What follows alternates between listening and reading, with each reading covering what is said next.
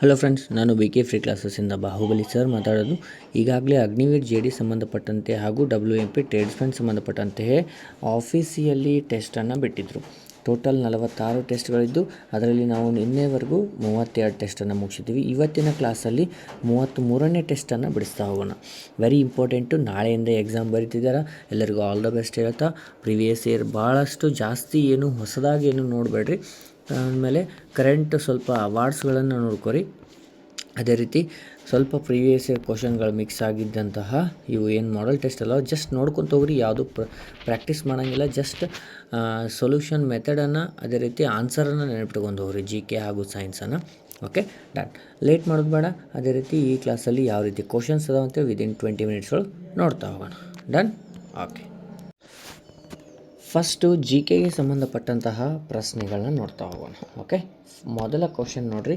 1857ರ ದಂಗೆಯ ಸಮಯದಲ್ಲಿ ನಾನಾ ಸಾಹೇಬರ ಸೇನಾಪತಿ ಯಾರಾಗಿದ್ದರು ಅಂತಂದ್ರೆ ತಾತ್ಯಾ ಟೋಪಿಯವರು ಆಗಿದ್ದರು. ನೆಕ್ಸ್ಟು 1907ರಲ್ಲಿ ಯಾವ ಘಟನೆಯ ಭಾರತೀಯ ರಾಷ್ಟ್ರೀಯ ಕಾಂಗ್ರೆಸ್ನ ವಿಭಜನೆಗೆ ಕಾರಣವಾಯಿತು ಅಂದರೆ ಸೂರತ್ ಅಧಿವೇಶನ. ಓಕೆ, ಭಾರತದ ಪ್ರಾದೇಶಿಕ ವೈವಿಧ್ಯತೆಯನ್ನು ತೋರಿಸಲು ಹವಾಮಾನದ ಯಾವ 2 ಅಂಶಗಳನ್ನು ಒತ್ತು ನೀಡಲಾಗಿದೆ ಅಂದರೆ ತಾಪಮಾನ ಮತ್ತು ಮಳೆ. Very important. ನೆಕ್ಸ್ಟು ಕೆಳಗಿನವುಗಳಲ್ಲಿ ಯಾವುದು ಪಶ್ಚಿಮ ಕರಾವಳಿ ಮೈದಾನದ 3 ವಿಭಾಗಗಳ ಸರಿಯಾಗಿ ಹೋಲಿಕೆ ಆಗುತ್ತವೆ ಅಂತಂದ್ರೆ ಕೊಂಕಣ, ಮುಂಬೈ ಕರೆಕ್ಟದ. ಆಮೇಲೆ ಮುಂಬೈ, ಗೋವಾ ಕರೆಕ್ಟದ. ಕೊಂಕಣ ಅಂದ್ರೆ ಕರ್ನಾಟಕದ ಅಂದ್ರೆ ಕರ್ನಾಟಕ, ಕಾಡ ಅಂದ್ರೆ ಕರ್ನಾಟಕ, ಮಲಬಾರ್ ಅಂದರೆ ಕೇರಳ. ಓಕೆ, ಅಂದ್ರೆ ಇದು ಒಂದೇದಂತೂ ಕರೆಕ್ಟ್ ಅದ. ಕೆಳಗಡೆ ನೋಡಿ, ಕೊಂಕಣ ಅಂದ್ರೆ ಕೇರಳ ಅಷ್ಟ ಕೊಟ್ಟಿದ್ದಾರೆ. ಆಮೇಲೆ ಮಲಬಾರ್ ಅಂದ್ರೆ ಮಹಾರಾಷ್ಟ್ರ, ಇದು ತಪ್ಪದ. ಸೊ ಇವು 3 ತಪ್ಪಾಗಿ 1ನೇದು ಸರಿಯಾದ. ಯಾವುದು ಭಾರತ ಸಂವಿಧಾನದ ಸಂಸ್ಥೆಯಾಗಿದೆ ಅಂತಂದಾಗ ಇಲ್ಲಿ ಭಾರತೀಯ ಚುನಾವಣಾ ಆಯೋಗ ಒಂದು ಸಾಂವಿಧಾನಿಕ ಸಂಸ್ಥೆಯಾಗಿದೆ. ರಾಜ್ಯ ನಿರ್ದೇಶಕ ತತ್ವಗಳನ್ನು ಯಾವ ದೇಶದ ಸಂವಿಧಾನದಿಂದ ಎರವಲು ಪಡೆದಿದ್ದಾರೆ ಅಂದ್ರೆ ಐರ್ಲೆಂಡ್ನಿಂದ ಎರವಲು ಪಡೆದಂಥದ್ದು. ಭಾರತೀಯ ಸಂವಿಧಾನದ ಪ್ರಕಾರ ಕೆಳಗಿನ ಯಾವುದು ಮೂಲಭೂತ ಹಕ್ಕು ಅಲ್ಲ ಅಂದ್ರೆ ಆಸ್ತಿ ಹಕ್ಕು ಇಲ್ಲ, ಇದನ್ನು ಹೊರಗೆ ಹಾಕ್ಯಾರ. ತಮಿಳುನಾಡಿನಿಂದ ಉಗಮವಾದ ಯಾವ ಶಾಸ್ತ್ರೀಯ ನೃತ್ಯ ಪ್ರಕಾರವು ತನ್ನ ಶಿಲ್ಪಕಲೆಯಂತಹ ಭಂಗಿಗಳು ಮತ್ತು ಅಭಿವ್ಯಕ್ತಿಶೀಲ ಹಸ್ತಮುದ್ರೆಗಳಿಗೆ ಹೆಸರುವಾಸಿಯಾಗಿದೆ ಅಂತಂದ್ರೆ ಭರತನಾಟ್ಯ. ಪಬುಜಿಯಂತಹ ಸ್ಥಳೀಯ ದೇವತೆಗಳ ಶೌರ್ಯದ ಕಥೆಗಳನ್ನು ಬಿಂಬಿಸುವ ಪಡ್ ಚಿತ್ರಕಲೆ ಯಾವ ರಾಜ್ಯವು ಪ್ರಸಿದ್ಧವಾಗಿದೆ? ಈ ನೋಡ್ರಿ, 31, 32, 33 ಇವುಗಳಲ್ಲಿ ಈ ಒಂದು ಚಿತ್ರಕಲೆಯ ಬಗ್ಗೆ 3 ಕ್ವಶನ್ಗಳು ಬಂದವ. ಮಧುಬನಿ ನಿನ್ನೆ ಒಂದು ಬಂದಿತ್ತು, ಇವತ್ತೊಂದು. ಇದು ಎಲ್ಲಿ ಪ್ರಸಿದ್ಧ ಅಂದರೆ ರಾಜಸ್ಥಾನ.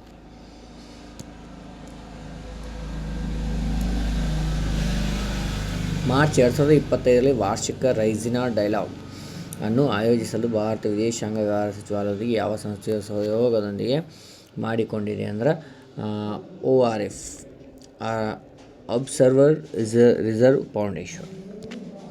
11ನೇ ಕ್ವಶನ್. ಫೆಬ್ರವರಿ 2025ರಲ್ಲಿ securities and excellence board of India ಅಂದರೆ ಸೆಬಿನ 11ನೇ ಅಧ್ಯಕ್ಷರು ಯಾರಾಗಿದ್ದರು ಅಂತಂದ್ರೆ Kanta Pandey. Tuhin Kanta Pandey. Option number 2 is right. ಹಿಮಾಚಲ ಪ್ರದೇಶದ ಯಾವ ವನ್ಯಜೀವಿ ಧಾಮವನ್ನು ಜನವರಿ 2025ರಲ್ಲಿ ಪರಿಸರ ಸೂಕ್ಷ್ಮ ವಲಯ ಎಂದು ಘೋಷಿಸಲಾಗಿದೆ ಅಂತಂದ್ರೆ ಶಿಕಾರಿ ದೇವಿ ವನ್ಯಜೀವಿ ಧಾಮ. ಇದು ವೆರಿ ಇಂಪಾರ್ಟೆಂಟು. ಇದನ್ನು ಸೂಕ್ಷ್ಮ ವಲಯ ಅಂಥೇಳಿ ಅವರು ನೋಟ್ ಮಾಡ್ಯಾರ. ಭಾರತೀಯ ವಾಯುಸೇನೆಯ ಸೆಂಟ್ರಲ್ ಏರ್ ಕಮಾಂಡರ್ನ ಕೇಂದ್ರ ಕಚೇರಿ ಎಲ್ಲದ ಅಂತಂದ್ರೆ ಅಲಹಾಬಾದ್. ಪ್ರಸ್ತುತ ಇದಕ್ಕೆ ಏನಂತಾರಪ್ಪ ಅಂತಂದ್ರೆ ಪ್ರಯಾಗ್ರಾಜ್.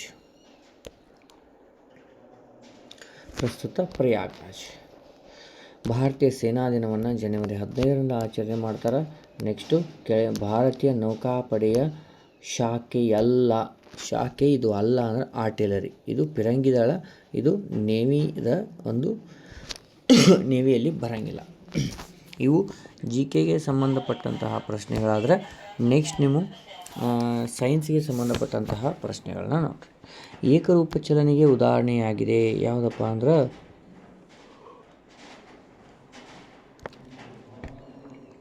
ಗಡಿಯಾರದ ಚಲನೆ ಏಕರೂಪ ಚಲನೆಯಾಗಿರುತ್ತೆ. ಅದರ ಸೌಂಡ್ ಬರುತ್ತಲ್ಲ, ಅದು ಏಕರೂಪ ಚಲನೆ. ವಿದ್ಯುತ್ ಮಂಡಲದಲ್ಲಿ ವಿದ್ಯುತ್ ಪ್ರವಾಹವನ್ನು ಕಡಿತಗೊಳಿಸಲು ಕೆಳಗಿನ ಯಾವ ಘಟಕವನ್ನು ಬಳಸಲಾಗುತ್ತೆ? ಸ್ವಿಚ್ ಯೂಸ್ ಮಾಡ್ತೀವಿ. ಬಲದ ಪ್ರಯೋಗದಿಂದಾಗಿ ಕೆಳಗಿನ ಯಾವ ಉದಾಹರಣೆಯಲ್ಲಿ ವಸ್ತುಗಳು ತಮ್ಮ ಆಕಾರವನ್ನು ಬದಲಿಸುತ್ತವೆ ಅಂತಂದ್ರೆ, ಉಬ್ಬಿದ ಬಲೂನನ್ನು ಒತ್ತುವುದು ತಮ್ಮ ಆಕಾರವನ್ನು ಇಲ್ಲಿ ಬದಲಾವಣೆ ಮಾಡ್ತವೆ. ಕೆಳಗಿನ ಯಾವುದು ನೈಸರ್ಗಿಕ ಸ್ವಯಂ ಪ್ರಕಾಶಿತ ವಸ್ತುವಾಗಿದೆ ಅಂತಂದ್ರೆ, ಇದು ಮಿಂಚು ಹುಳುಗಳು ಸ್ವಯಂ ಪ್ರೇರಿತ. ಅವುಗಳು ಏನಪ್ಪ ಪ್ರಕಾಶಮಾನವಾಗಿ ಹೊಳೆಯುವಂಥ ನೈಸರ್ಗಿಕ ವಸ್ತುಗಳು. ಕೆಳಗಿನವುಗಳಲ್ಲಿ ಯಾವುದು ಸರಿಯಾಗಿದೆ ಅಂತಂದಾಗ, ಇಲ್ಲಿ ಹೆಚ್ಚು ತೂಕವಿರುವ ವಸ್ತುವಿಗೆ ಹೆಚ್ಚಿನ ದ್ರವ್ಯರಾಶಿ ಇರುತ್ತದೆ. ಇದು ಸರಿಯಾದ ಒಂದನೇದು ಸರಿಯಾದ ಉತ್ತರ. ಇರುವೆ ಕಚ್ಚಿದಾಗ ಅದು ಚರ್ಮದೊಳಗೆ ಡ್ಯಾಶ್ ಆಮ್ಲವನ್ನು ಸೇರಿಸುತ್ತದೆ ಅಂತಂದ್ರಾಗ ಫಾರ್ಮಿಕ್ ಆಮ್ಲವನ್ನು ಸೇರಿಸುತ್ತದೆ. ಬಹಳಷ್ಟು ಸಲ ರಿಪೀಟ್ ಆಗಿದಂಥ ಕ್ವಶನ್ ನೋಡ್ರಿ. ಅದು ಮಣ್ಣು ಅತಿಯಾಗಿ ಆಮ್ಲೀಯವಾಗಿದ್ದಾಗ ಅದನ್ನು ಯಾವುದರಿಂದ ಉಪಚರಿಸುತ್ತಾರೆ ಅಂದರೆ ಸುಣ್ಣದಿಂದ ಉಪಚರಿಸಲಾಗುತ್ತದೆ. ಕೆಳಗೆ 2 ಹೇಳಿಕೆಗಳನ್ನು ನೀಡಲಾಗಿದೆ. ಅವುಗಳಲ್ಲಿ ಯಾವುದು ಸರಿಯಾಗಿದೆ ಅಂತಂದಾಗ, ಒಂದು ಅಥವಾ ಹೆಚ್ಚಿನ ಹೊಸ ಪದಾರ್ಥಗಳು ರೂಪುಗೊಳ್ಳುವ ಬದಲಾವಣೆಯನ್ನು ರಾಸಾಯನಿಕ ಬದಲಾವಣೆ ಸರಿಯಾದ ಉತ್ತರ. ಹಣ್ಣುಗಳು ಹಣ್ಣಾಗುವುದು ಮತ್ತು ದ್ರಾಕ್ಷಿ ಹುದುಗುವಿಕೆಯನ್ನು ರಾಸಾಯನಿಕ ಬದಲಾವಣೆ ಉದಾಹರಣೆ. 2 ಸರಿಯಾಗಿವೆ. ಅಂದ್ರೆ ಹೇಳಿಕೆ 1 ಮತ್ತು 2 ಸರಿಯಾಗಿವೆ. Option number first is right. Next 24ನೇದು, ನಮ್ಮ ದೇಹದ ಬೆಳವಣಿಗೆ ಮತ್ತು ದುರಸ್ತಿಗೆ ಅಗತ್ಯವಿರುವ ಹೆಚ್ಚಿನ ಪ್ರೋಟೀನ್ಗಳನ್ನು ಕೆಳಗಿನವುಗಳಲ್ಲಿ ಯಾವುದು ಒಳಗೊಂಡಿದೆ ಅಂತಂದಾಗ, ಮೀನು ಅತಿ ಹೆಚ್ಚು ಪ್ರೋಟೀನ್ಗಳನ್ನು ಹೊಂದಿರುವಂಥದ್ದು. ಅನ್ನೇನ ಜಾತಾನಿ ಜೀವಂತಿ ಎಂಬ ನಾಣ್ಣುಡಿ ಮಹತ್ವವೇನು ಅಂತಂದಾಗ, ಆಹಾರವು ಜೀವಿಗಳಿಗೆ ಜೀವನವನ್ನು ನೀಡುತ್ತದೆ ಎಂಬುದನ್ನು ಇದು ಸೂಚಿಸುತ್ತದೆ.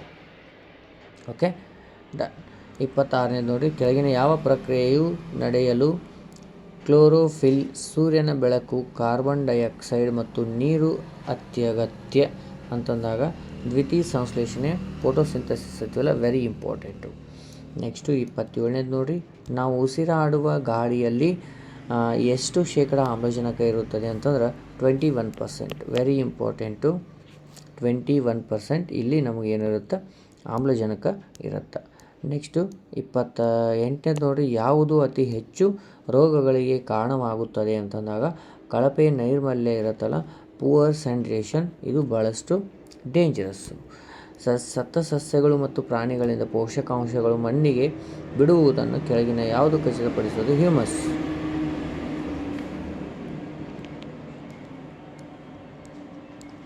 ನೆಕ್ಸ್ಟು 30ನೇ ಕ್ವಶನನ್ನು ನೋಡಿರಿ, ಕೆಳಗಿನ ಯಾವ ಜೀವಿಗಳಲ್ಲಿ ಬೈನರಿ ಫಿಷನ್ ಅಂದರೆ ದ್ವಿಫಲನ ದ್ವಿಖಂಡನ ಅಂತೀವಿ ಯಾವುದರ ಮೂಲಕ ಸಂತಾನೋತ್ಪತ್ತಿ ನಡೆಸುತ್ತದೆ ಅಂತಂದಾಗ ಅಮೀಬಾ ಅಂತೀವಿ. ಇವು ನಿಮಗೆ ಸೈನ್ಸ್ಗೆ ಸಂಬಂಧಪಟ್ಟಂಥ ಪ್ರಶ್ನೆಗಳಾದರೆ, ನೆಕ್ಸ್ಟ್ ಬರುವಂಥವು ಮ್ಯಾಥ್ಸ್ಗೆ ಸಂಬಂಧಪಟ್ಟದ್ದು. ಸರಾಸರಿ ಮೇಲೆ ಕ್ವಶನ್ ಕೇಳ್ಯಾರ. 4 ಸೇಮ್ ಇದ್ದಾಗ ಅವುಗಳ ಸರಾಸರಿ ಕೂಡ ಅದೇ ಇರುತ್ತೆ. ಎಲ್ಲ ಸಂಖ್ಯೆಗಳು ಸೇಮ್ ಇದ್ದಾಗ ಅದು ಅದೇ ಆಗಿರುತ್ತೆ. ಇಲ್ಲಪ್ಪ ಕೂಡಿಸ್ತಿದ್ರೆ 6 × 4 6ಗಳು 24 ಆಯಿತು. ಡಿವೈಡೆಡ್ ಬೈ 4 ಅಂದ್ರೆ 4 6 24. Option A is right. ಇಲ್ಲಿ ನೆಕ್ಸ್ಟು ಮೊದಲ 7 ಸಮ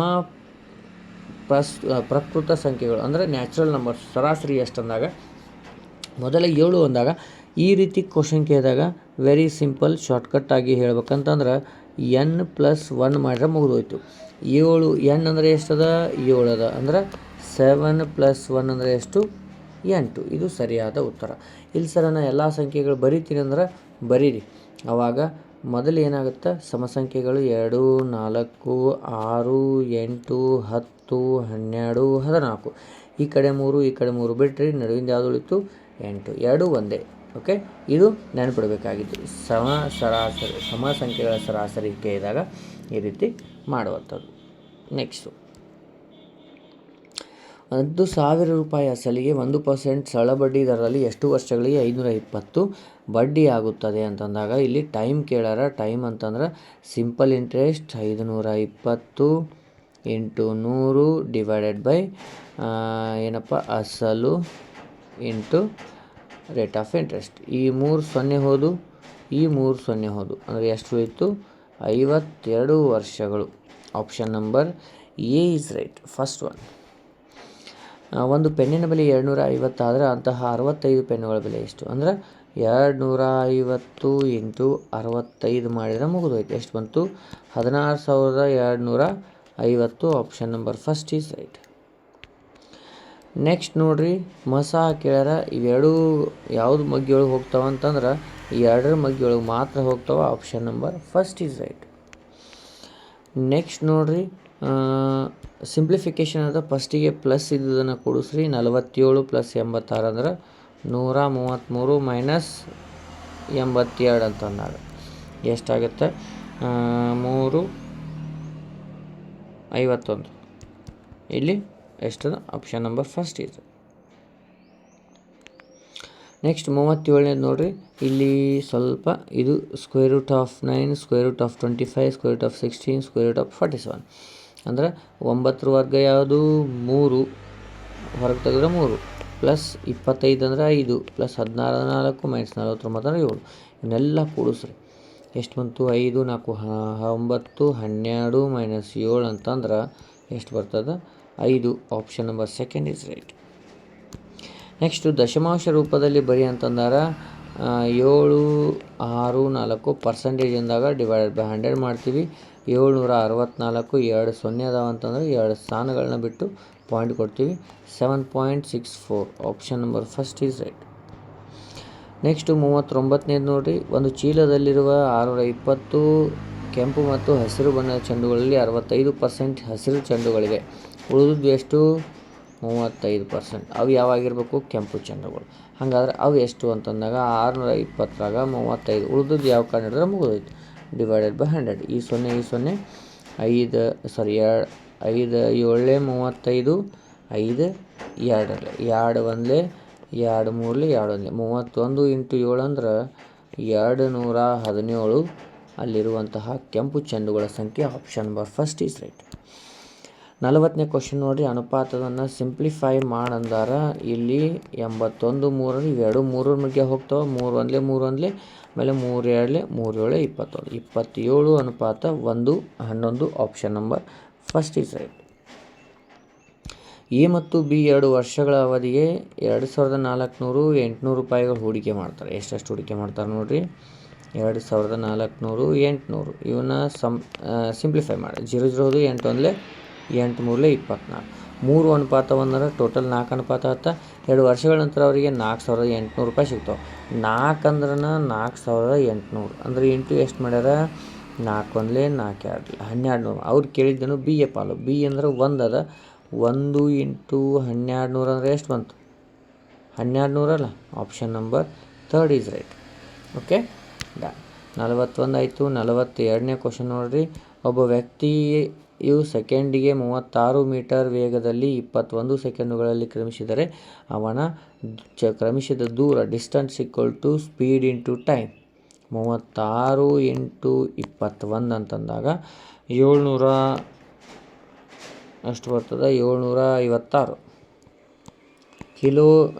ಮೀಟರ್ಸ್. ಓನ್ಲಿ ಮೀಟರ್ ಟೋಟಲ್ ಅವನು ಕ್ರಮಿಸಿದಂತಹ ದೂರ. Option number 1. ನೆಕ್ಸ್ಟ್ ನೋಡಿರಿ, ಇದು ಒಂದು ಇಕ್ವೇಷನ್ ಕೊಟ್ಟಾರೆ. ಇದರ ಆನ್ಸರ್ ಕೇಳಾರ. ಇದು ಯಾವ ರೂಪದಾಗ ಐತೆ ಅಂತಂದ್ರೆ a minus B whole square minus a plus B whole square. ಇದ್ರ ಫಾರ್ಮುಲಾ ಈಕ್ವಲ್ ಟು ಏನದ ಅಂದ್ರೆ -4ab ಅದ. ಓಕೆ, ಇಲ್ಲಿ ನಮ್ಗೆ ಕೊಟ್ಟಂಥದ್ದು ನೋಡ್ರಿ, a ಈಕ್ವಲ್ ಟು 5x ಅದ, b ಈಕ್ವಲ್ ಟು 2y ಅದ. ಹೌದಾ? ಇಲ್ಲಿ ಹಾಕ್ಬೇಕಷ್ಟ ನಾವು. ಎಲ್ಲಿ? -4ab ಇದ್ದಲ್ಲಿ ಹಾಕ್ರಿ. -4 ಇಂಟು 5x ಇಂಟು 2y ಎಲ್ಲ ಇಂಟು ಮಾಡಿರಿ. 4 20 22 40xy ಚಿಹ್ನೆ ಏನದ? ಮೈನಸ್ ಅದ. Option number second is right. Very simple, ಆದರೆ ಇದು ನೆನ್ಪಿಡ್ಬೇಕಾಗದು. ನೆಕ್ಸ್ಟು 44ನೇದು ನೋಡಿರಿ. ಸಿ ಎಂಬುದು ಓ ಕೇಂದ್ರವನ್ನು ಹೊಂದಿರುತ್ತದೆ, ವೃತ್ತವಾಗಿರಲಿ ಮತ್ತು ಎ ಬಿ ಅದರ ಮೇಲಿನ ಒಂದು ಲಘು ಕಂಸ ಆಗೈತಿ. ಪಿ ಎಂಬುದು ಎ ಬಿ ಕಂಸದ ಮೇಲಿನ ಒಂದು ಬಿಂದುವಾಗಿದ್ದರೆ ಕ್ಯೂ ಎಂಬುದು ಎ ಬಿಯ ದೀರ್ಘ ಕಂಸದ ಮೇಲಿನ ಒಂದು ವೃತ್ತ ಆಗೈತಿ. ಹಾಗಾದ್ರೆ ಕಂಸವನ್ನು ಕೇಳಿ. ಇಲ್ಲಿ ಆ್ಯಂಗಲ್ ಎ ಕ್ಯೂ ಬಿ ಅಂತಂದ್ರೆ ಟೋಟಲ್ ಎಷ್ಟು ಕೊಟ್ಟಾರ? 126 ಡಿಗ್ರಿ ಕೊಟ್ಟಾರ. ಅಂದರೆ 2 ಡಿವೈಡ್ ಮಾಡ್ತೀನಿ. 2 ಆ್ಯಂಗಲ್ ಅಂದಾಗ ಡಿವೈಡೆಡ್ ಬೈ 2 ಅಂತಂದಾಗ ಎಷ್ಟು ಬಂತು? 63 ಡಿಗ್ರಿ ಬಂತು. ಈಗ ಅವ್ರು ಕೇಳಿದ್ದು ಆ್ಯಂಗಲ್ ಎ ಪಿ ಬಿ ಅಂತಂದಾಗ 63 ಅದ ಅಂದ್ರೆ 180ರಾಗ 63 ತೆಗೆದುಬಿಡು. ನಮ್ಮದು ಲಘು ಕೋನ ಯಾವುದು, ಕೋನದ ಅಳತೆ ಎಷ್ಟು ಬರುತ್ತೆ, 117 ಡಿಗ್ರಿಯಷ್ಟು ಬರುತ್ತೆ. Option number second is right. Next 45ನೇದು ನೋಡ್ರಿ, ಲಂಬ ಕೋನ, ಎರಡು ಲಂಬ ರೇಖೆಗಳ ನಡುವಿನ ಕೋನ 90 ಡಿಗ್ರಿ ಇದ್ದೇ ಇರುತ್ತೆ. ಓಕೆ, ಇದು ಮ್ಯಾಥ್ಸ್ಗೆ ಸಂಬಂಧಪಟ್ಟಿದ್ದು. ನೆಕ್ಸ್ಟು ರೀಸನಿಂಗ್ ಸಂಬಂಧಪಟ್ಟಿದ್ದು ನೋಡ್ರಿ, ಇಲ್ಲಿ FONT ಫಾಂಟನ್ನು, ಆಮೇಲೆ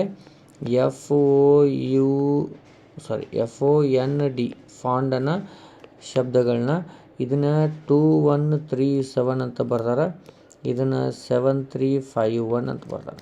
ಇಲ್ಲಿ ನನಗೆ ಬೇಕಾಗಿದ್ದವರು ಡಿ ಅಂದರೆ ಏನಂತ ಬರ್ದಾರ ಅಂತ ಕೇಳ್ಯಾರ. ಇಲ್ಲಿ ಸೇಮ್ ಇದ್ದಂಥವುದನ್ನು ಫಸ್ಟಿಗೆ ಕಾಮನ್ ಇದ್ದುದನ್ನು ತೆಗೆದುಬಿಡ್ರಿ. ಇಲ್ಲಿ ನೋಡಿರಿ, FON ಕಾಮನ್ ಅದ. ಇಲ್ಲಿ ಏನೇನದ 137 ಅದ, ಇಲ್ಲಿ 1 ಅದ, 37 ಅದ. ಇಲ್ಲಿ ಡಿ ಉಳಿದದ, ಇಲ್ಲಿ 5 ಉಳಿದದ. ಅಂದರೆ ಡಿಗೆ ಸಂಬಂಧಿಸಿದ ನಂಬರ್ ಯಾವುದು, 5. ಆಪ್ಷನ್ ನಂಬರ್ ಎ 1ನೇದು ರೈಟ್. 47ನೇದು ನೋಡ್ರಿ, ಏನು ಕೇಳ್ಯಾರಪ್ಪ ಅಂತಂದ್ರೆ ಎಡದಿಂದ 7ನೇ ಅಕ್ಷರ ಯಾವುದು, 1 2 3 4 5 6 7. ಕನ್ನಡ ಎಡದಿಂದ 1 2 3 4 5 6 7 ಅಂದರೆ K. Option number first is right. Next 48ನೇದು ನೋಡ್ರಿ, 40 ಜನ ಇರುವ ಸಾಲಿನಲ್ಲಿ ದೀಪಕ್ ಏನು ಮಾಡ್ತಾನೆ, ಬಲದಿಂದ 29 ಮೈನಸ್ ಮಾಡಿ ಎಷ್ಟು ಬಂತು, 11 ಬಂತು. ಎಡದಿಂದ ಎಷ್ಟನೇದಂದ್ರೆ ಅದಕ್ಕೆ ಒಂದು ಸಲ ಮತ್ತೆ ಆ್ಯಡ್ ಮಾಡ್ತೀವಿ ನಾವು. ಅಲ್ಲಿ ಎಡದಿಂದ ಎಣಿಸುವಾಗ ಅವಾಗ ಎಷ್ಟು ಬಂತು, 12ನೇ ಸ್ಥಾನ ಅವನು ಎಡದಿಂದ ಎಣಿಸಿದ. ಓಕೆ, ನೆಕ್ಸ್ಟು ಶಬ್ದಗಳ ಅರೇಂಜ್ಮೆಂಟ್ ಅದ. ಇಲ್ಲಿ ಫಸ್ಟಿಗೆ 1ನೇ ಲೆಟ್ರ್ ಎ ಅದ, ಅದೇ ಬರುತ್ತೆ. ನೆಕ್ಸ್ಟು ಎಚ್ ಅದ, ಅದೇ ಬರುತ್ತೆ. ನೆಕ್ಸ್ಟ್ ಜೆ ಅದ, ಅದೇ ಬರುತ್ತೆ. ನೆಕ್ಸ್ಟು ಎಲ್ ಅಂದರೆ ಸೀರಿಯಲ್ ಆಗಿ ಅವರೇ ಕೊಟ್ಟಾರ 1 2 3 4. Option number first is right. Next last question 50ನೇದು, ಚಿಹ್ನೆಗಳ ಬದಲಾವಣೆ ಅದ. 15 6 2 ಅದ. ಇಲ್ಲಿ ಪ್ಲಸ್ಸು ಮೈನಸ್ ಅದಾವ. ಮೈನಸನ್ನು ಏನಂತ ಬರಿ ಅಂದಾರ, ಇಂಟು ಅಂತ ಬರಿ ಅಂದಾರ, ಹೌದಿಲ್ಲ. ಮೈನಸ್ ಚಿಹ್ನೆ ಗುಣಾಕಾರ ಅಂದಾರ. ನೆಕ್ಸ್ಟು ಇನ್ನೊಂದು ಯಾವುದದ, ಪ್ಲಸ್ಸನ್ನು ಡಿವೈಡೆಡ್ ಬೈ ಅಂತಾರೆ. 2 ಡಿವೈಡೆಡ್ ಬೈ 3 ಅಂದ್ರೆ 6 ಡಿವೈಡ್ ಬೈ 2 ಅಂದ್ರೆ 3 ಬಂತು. ಇಂಟು 15 13 ಎಷ್ಟು, 45. ಆಪ್ಷನ್ ನಂಬರ್ ಇಲ್ಲಿ ಮಿಸ್ಟೇಕ್ ಆಗ್ಯಾವ, 45. ಹೌದಾ, ಡನ್. ನೋಡಿರಿ, ಚಿಹ್ನೆಗಳು ಕರೆಕ್ಟ್ ಅದಾವಲ್ಲ. ಪ್ಲಸ್ ಇದ್ದದ್ದನ್ನು ನಾವು ಏನು ಮಾಡಬೇಕು, ಭಾಗಾಕಾರ ಮಾಡಬೇಕು. ಮಾಡಿವೆ. ನೆಕ್ಸ್ಟು ಮೈನಸ್ ಇದ್ದದ್ದನ್ನು ಗುಣಾಕಾರ. ಈ ರೀತಿ ನಿಮ್ಮದು 33ನೇ ಟೆಸ್ಟ್ ಆದ್ರೆ ನೆಕ್ಸ್ಟ್ ಕ್ಲಾಸಲ್ಲಿ ನಾನು 34ನೇ ಟೆಸ್ಟನ್ನು ನಿಮ್ಮ ಮುಂದೆ ತರ್ತೀನಿ. ಓಕೆ, ಅಲ್ಲಿವರೆಗೂ ಎಲ್ಲ ಕ್ಲಾಸಸ್ಸನ್ನು ನೋಡ್ತಾಯಿರಿ. ಮತ್ತೆ ಮುಂದಿನ ಕ್ಲಾಸಲ್ಲಿ ಸಿಗ್ತೀನಿ. ಜೈ ಹಿಂದ್.